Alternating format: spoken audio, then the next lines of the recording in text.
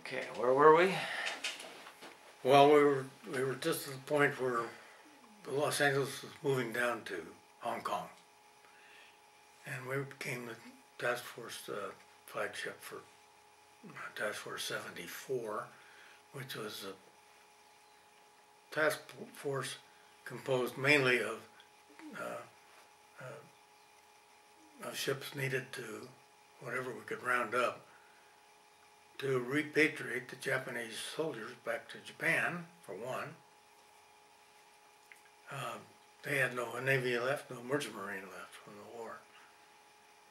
And secondly, the second part of that job was to move Chiang Kai-shek's troops up into Manchuria to hopefully head off the Russians.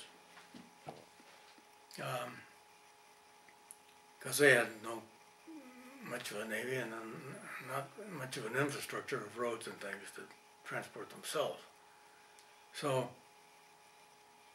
that was going on. The rest of the Chinese tried their best to stop the Russians. Chiang Kai-shek did, but they were quickly and soundly defeated by the overwhelming Russian force. And so they had to withdraw out of there and eventually lost Manchuria, of course. So,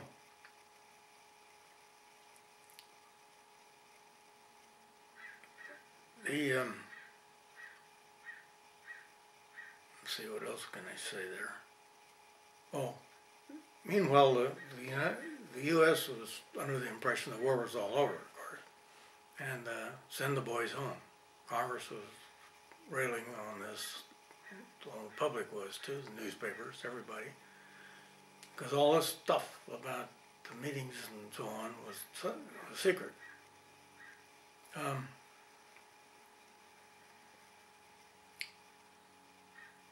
So as people came up with their points to be sent home, we sent them home, had to. And these, of course, were our experienced personnel. And what we got in return, if anything, were just kids right out of boot camp, 17, 18 years old. And this included a lot of the officers, reserve officers were going sent home too. So things got so tough that they made me assistant chief engineer. I didn't even get to finish my training program before I got moved up to that. And actually things somehow kept going along pretty well. Except that our forces got smaller and smaller and smaller, and we could actually go to sea for just as long as we could stay awake, and nobody would relieve the watch. But we would make an occasional day trip to one of the other Chinese cities to show the flag, let them know that we're around still. And this was kind of interesting too, these trips, which were always well received by the Chinese.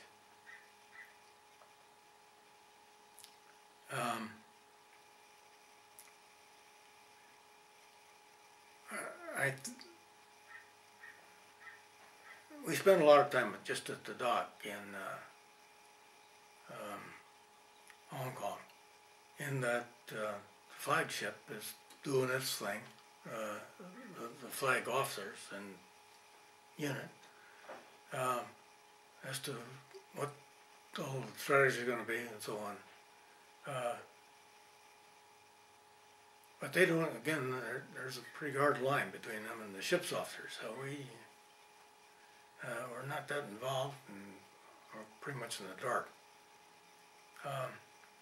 And a lot of this stuff didn't even come out till years later. I could find some research brought a lot of this up. The Chinese, Hong Kong Harbor, which is a massive buildings and things today, at that time was a bunch of 1- and 2-story buildings, a lot of them in ruins. You could go and find some and find bodies in them still, if you were sure. The ship, the harbor itself was full of sunken ships, which were a hazard, getting in and out. And but it was an interesting place. I used to love to go and walk down along the waterfronts and see the old junks of the muzzle loaders, cannons on them, and the chickens and the coops and the fantail and all this kind of stuff. And they're beautiful ships to see in action. A lot of people lived on sampan, the boats, in between Hong Kong and the mainland. And so I got pictures that were actually walking along where he could, out amongst these ships, little boats, and actually stepped on in the bow of one of them to take a picture of a big mahjong game going on with the Chinese. They just looked up, and that was all there was to it. So it was an interesting place. The hotels had been opened up by the British.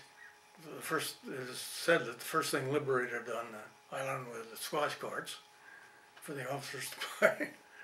But so they'd have dances and things. They were big British and Americans and British nurses and waves and things like that. And there'd be Oriental band playing American music. And it was always an interesting scene. The little Chinese kids muffin, the street urchins, would steal you blind.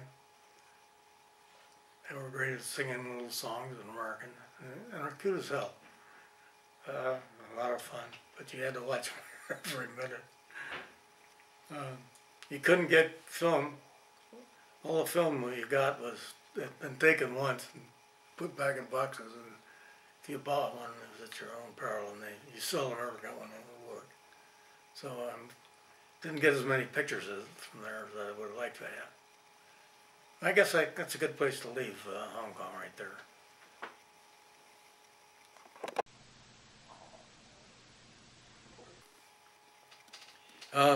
One day a bunch of us from the ship went with guests of Peter Bridges, the aide to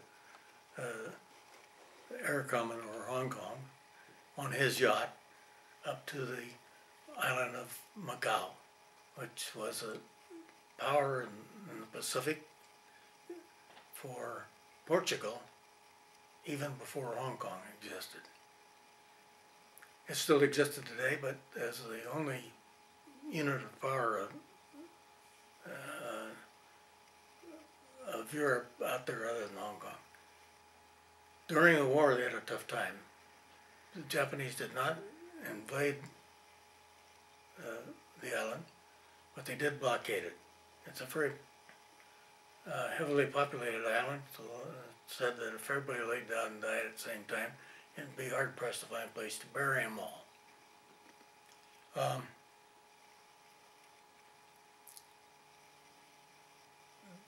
But they were starving, since they couldn't get, Japanese wouldn't allow shipping in or out. So finally, in desperation, the city fathers called in the pirates who operated out of there and told them, here's all the money in the treasury. Go up to Canton and get us some food. So the pirate took it, and nobody knew whether they'd ever see the money again. But they did. Darn if they didn't. They ran the Japanese blockade out to Hong Kong, loaded up on grain and food and of all kinds. Ran the blockade out again, home again, delivered all that stuff, saved the island, sunk a Japanese gunboat in the meantime. So it was all open season to the Japanese, to the pirates. After that, it was an open port, and you'd see and the operators still operated in South China Seas during and after the war. The British, this was mainly the British job to do from Hong Kong, but they had a considerable amount of trouble with the pirates. How am I doing time-wise? 5 minutes.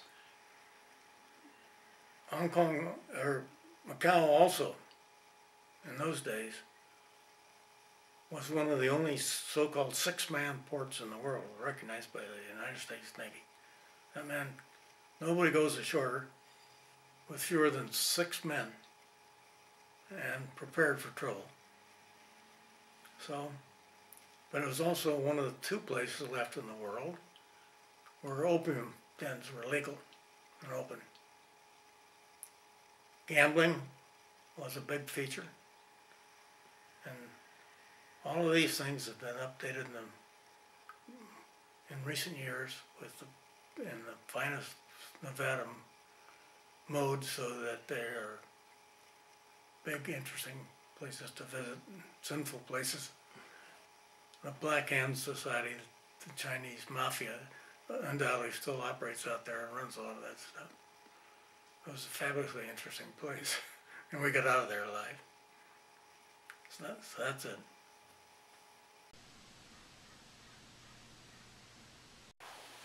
In 1945, I was attached to the heavy cruiser USS Los Angeles. We were the flagship of Task Force 74 and stationed in Hong Kong at the time. My official duty was to be assistant chief engineer for the ship, second in command of some 200 officers and men in that division.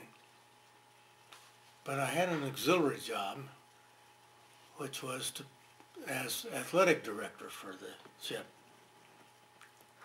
And one day, and this is mainly to arrange ship baseball games and softball games and beer bus and things ashore.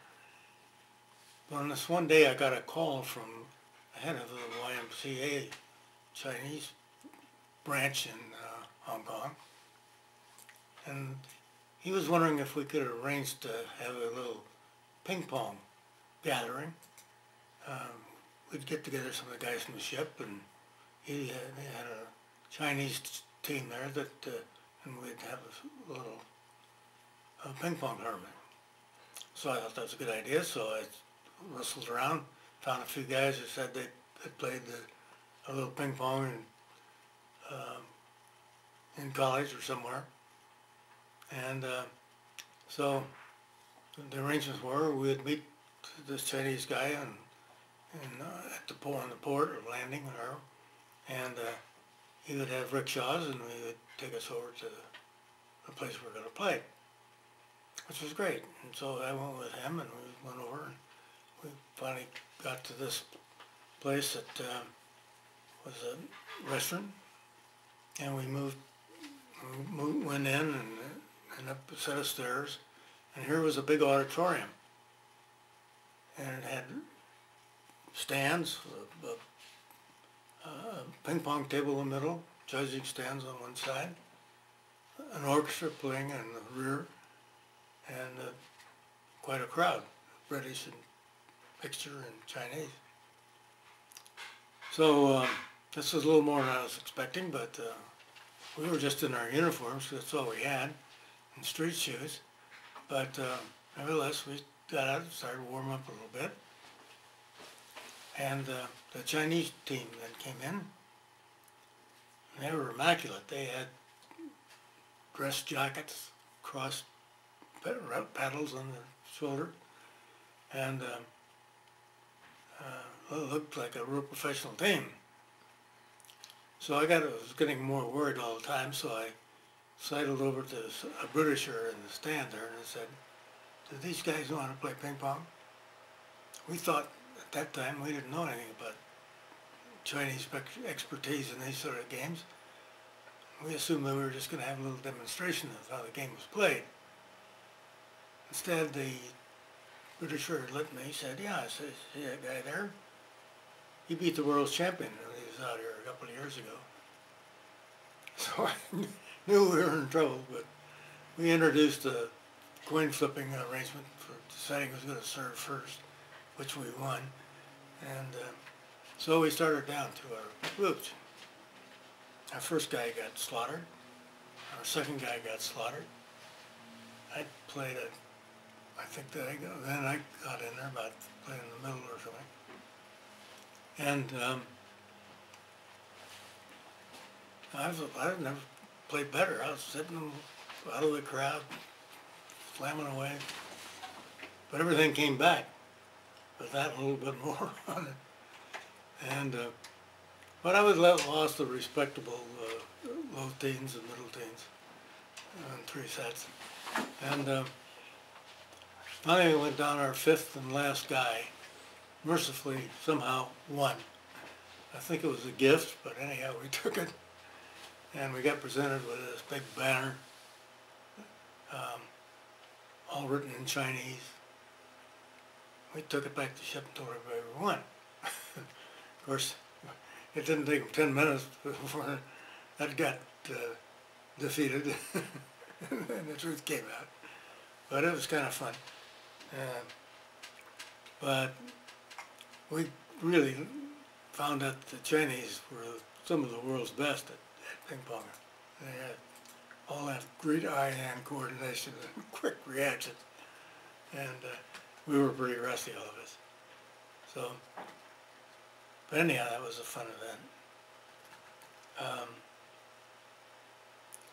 There was a bunch of good things happened in Hong Kong. I happened to be ashore one day on who arrived but Lord Louis Mountbatten, one of my World War II heroes. He was a British nobility. He was a high-ranking officer in the British Navy, and a real swinger, I guess, but a guy with a lot of bravado and stuff. And he came in to review the Indian troops. These troops were from the mountains of India, and they were all tall, slender guys. These are not the heavy-set ones you normally see doing police work in British colonies. But these guys were something else. They had hawk-like features, tall, slender. They went through a manual of arms with a lot of stamping of heavy boots and rocked the island, slapping the rifles and all that stuff. And it was a real show, a lot of fun. Lord Louis went up and inspected them all. I suppose he came in on what was the name of that ship? It was the British have such great names for ships too. I can't think of that one immediately. But anyhow, so that was another one. The highlight really from the experiences there was the captain got a hold of me one day. I guess because I was one of the few unmarried officers perhaps, and about the right age. And he invited me and another young officer to go with him to visit a family in Hong Kong that he had known for years as an old China hand. The old man had died, but he had been the tin king of Indochina. He owned all the tin, all the way down the Malay Peninsula. And he had what he called castles